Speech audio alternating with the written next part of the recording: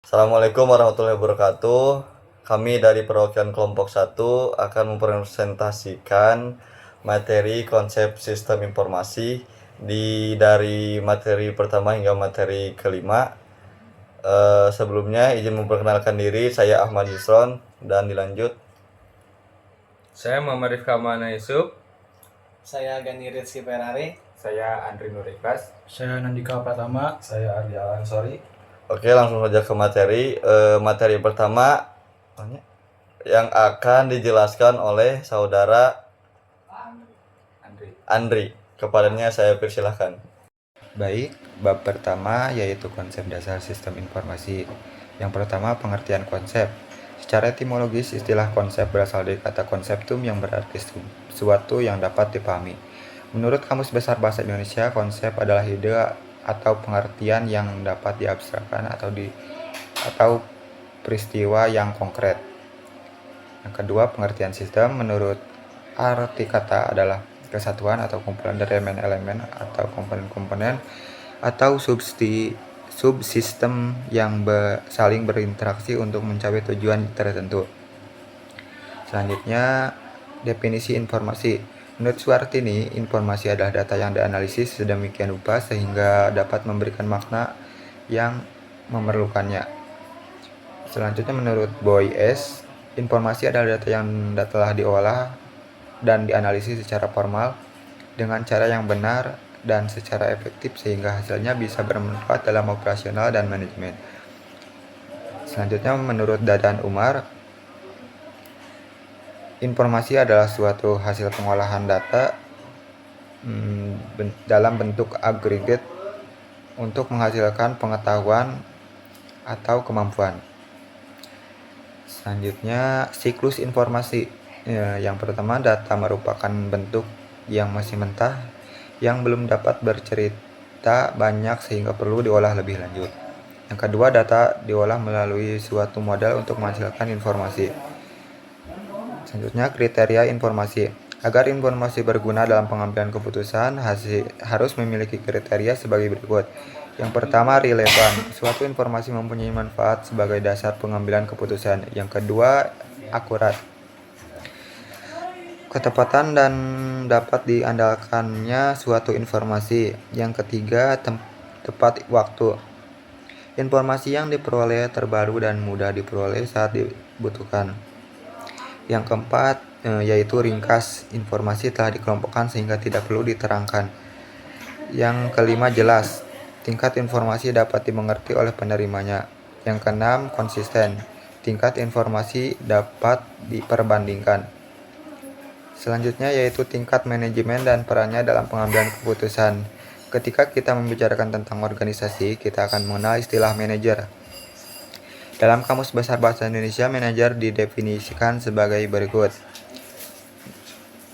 Tingkatan manajemen informasi yaitu ditentukan berdasarkan tingkat manajemen informasi, yaitu yang pertama, manajer tingkat atas. Tugasnya bertanggung jawab atas pengolahan organisasi keseluruhan. Yang kedua, menetapkan arah kebijakan, membuat rencana dan sasaran jangka panjang.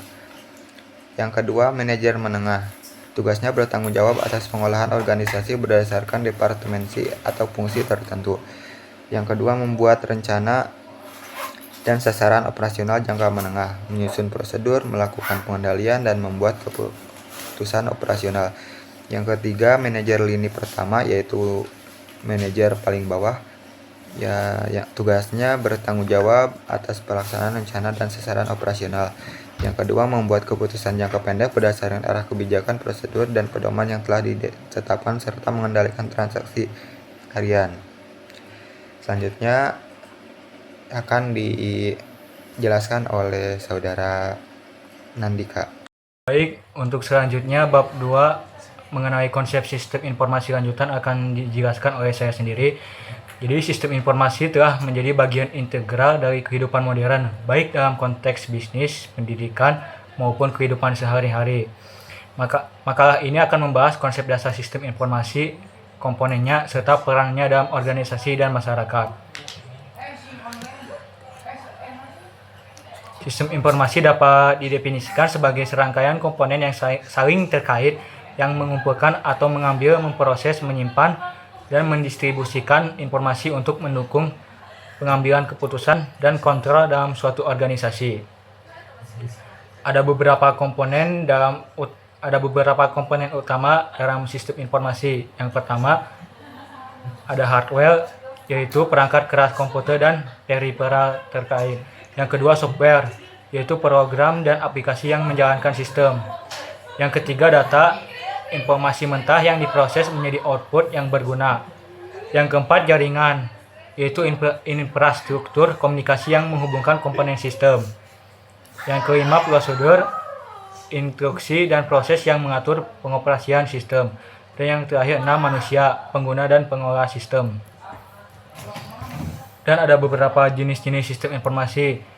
Yang pertama sistem informasi manajemen atau disingkat SIM, yang kedua sistem pendukung keputusan, yang ketiga sistem informasi eksekutif, yang keempat sistem pemrosesan transaksi, dan yang keenam sistem pakar. Lalu ada peran sistem informasi dalam organisasi. Yang pertama meningkatkan efisiensi operasional, yang kedua mendukung pengambilan keputusan, yang ketiga memfasilitasi komunikasi dan kolaborasi, yang keempat meningkatkan daya saing, dan yang kelima mendorong inovasi. Lalu tantangan dan tren masa depan.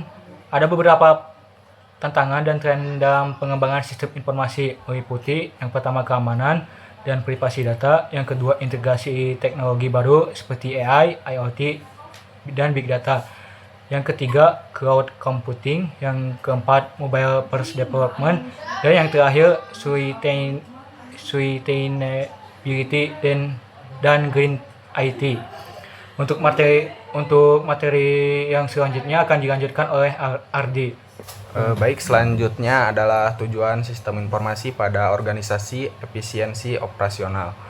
Yang pertama efisiensi operasional, dan yang kedua pengambilan keputusan yang lebih baik, yang ketiga peningkatan produktivitas, dan yang keempat dukungan terhadap strategi bisnis. Terus kategori sistem informasi dalam organisasi, yang pertama adalah sistem informasi manajemen, yang kedua sistem informasi transaksional, yang ketiga sistem informasi eksekutif, yang keempat sistem informasi pengetahuan, yang kelima sistem informasi keamanan, yang keenam sistem informasi kesehatan, yang ketujuh sistem informasi pendidikan, yang kedelapan sistem informasi perusahaan, dan yang kesembilan sistem informasi pemasaran, yang kesepuluh sistem informasi sumber daya manusia. Terus bab 3 mengenai konsep dasar sistem informasi manajemen. Definisi sistem informasi manajemen adalah sistem yang mengumpulkan, memproses, menyimpan, dan mendistribusikan informasi untuk mendukung pengambilan keputusan manajerial. Terus komponen-komponen dalam sistem informasi manajemen adalah perangkat keras, yaitu komputer, server, jaringan, dan sebagainya. Terus perangkat lunak, aplikasi, dan sistem basis data. Terus sumber daya manusia seperti manajer, pengguna, operator sistem. Terus data terdiri dari informasi yang relevan dengan operasional perusahaan. Terus prosedur adalah tata cara dalam pengolahan data. Selanjutnya diteruskan oleh saudara Ripka. Oke, di sini saya akan menjelaskan tentang peran dan manfaat sistem informasi manajemen dalam organisasi. Yang kesatu ada meningkatkan efisiensi operasional.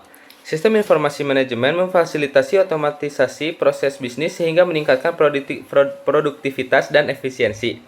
Yang kedua ada meningkatkan kualitas pengambilan keputusan. Informasi yang disediakan oleh sistem informasi manajemen membantu manajer membuat keputusan yang lebih baik berdasarkan data yang akurat. Yang ketiga ada peningkatan komunikasi dan kolaborasi. Sistem informasi manajemen memungkinkan informasi dibagikan di seluruh bagian organisasi secara cepat dan efisien. Saya di sini akan melanjutkan materi dari saudara Ripka, yaitu data warehouse. Warehouse atau gudang adalah tempat penyimpanan barang yang berfungsi untuk menyediakan ruang penyimpanan yang aman dan terorganisir.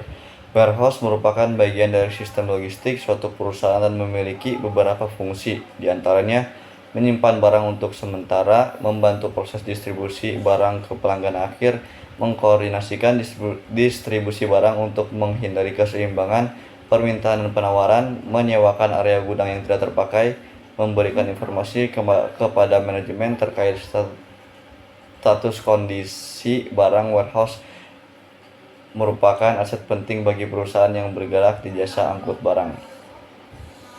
Berikut ini adalah aspek-aspek utama pemodelan data dalam gudang data. Yang pertama ada pemodelan dimensi, skema bintang, skema kepingan salju, kemudian tabel fakta, lalu ada tabel dimensi dan dimensi yang berubah secara lembut atau SCD. Lalu arsitektur data warehouse mencakup proses ETL, ETL atau extraction, transformation, dan loading untuk memindahkan data dari operasional data source, data sumber data eksternal lainnya ke dalam data warehouse. Dan manfaatnya adalah kesederhanaan struktur intuitif dan mudah dipahami, memungkinkan kinerja query yang cepat khususnya untuk pelaporan tingkat ringkasan. Fleksibilitas dimensi baru dapat ditambahkan tanpa memengaruhi query yang ada secara signifikan saat mengimplementasikan model ini di gudang data. Mungkin cukup sekian pembahasan dari data warehouse, dan bab selanjutnya atau materi selanjutnya akan dijelaskan oleh saudara Gani. Baik, terima kasih kepada saudara Ius. Saya akan menjelaskan tentang bab 5, yaitu tentang data mart. Definisi data mart. Data mart adalah subset terfokus dari data warehouse yang biasanya berorientasi pada subjek tertentu atau departemen dalam sebuah organisasi. Data mart dirancang untuk mendukung kebutuhan analisis spesifik dari kelompok pengguna tertentu. Ada karakteristik data mart yang mencakup, yaitu ada ruang lingkup terbatas. Merupakan data mart mencakup subset data dari data warehouse berfokus pada area bisnis tertentu. Kemudian data yang terfokus, data mart dirancang untuk memenuhi kebutuhan data dari departemen tertentu atau untuk tujuan analisis spesifik. Kemudian ada pengguna, biasanya digunakan oleh pengguna non teknis yang memerlukan akses cepat ke data tertentu tanpa harus mengakses terlebih dahulu di data warehouse. Yang terakhir ada sumber data, yaitu data dalam data mart bisa berasal dari data warehouse atau langsung dari sistem sumber seperti database operasional. Kemudian ada jenis-jenis data mart. Di sini terdapat 3 jenis data mart, yaitu dependent data mart, independent data mart, dan hybrid. Untuk dependent data mart, yaitu sumber datanya berasal dari data warehouse atau pusat. Ini berarti data dimuat dari data warehouse utama dan dikustomisasi untuk area tertentu. Untuk independent data mart, yaitu data mart yang dibuang langsung dari sistem operasional tanpa harus melalui data warehouse. Biasanya ini digunakan jika tidak ada data warehouse yang besar atau untuk keperluan analisis cepat. Lalu ada hybrid data mart, data yang menggunakan data dari data warehouse pusat dan juga dari sumber eksternal ataupun operasional lainnya. Adapun manfaat untuk data mart, yaitu meningkatkan kinerja query dan analisis, menyederhanakan akses data untuk penggunaan bisnis, meningkatkan kontrol departemen atas datanya, mengurangi biaya dan kompleksitas dibandingkan data warehouse penuh. Dan yang terakhir, memungkinkan pengembangan terhadap solusi BI. Mungkin sekian penjelasan dari kelompok kami. Mohon maaf bila ada kesalahan dalam penyampaian kata, dan mohon maaf juga bila ada kekurangan. Sekian dari kelompok kami. Wassalamualaikum warahmatullahi wabarakatuh.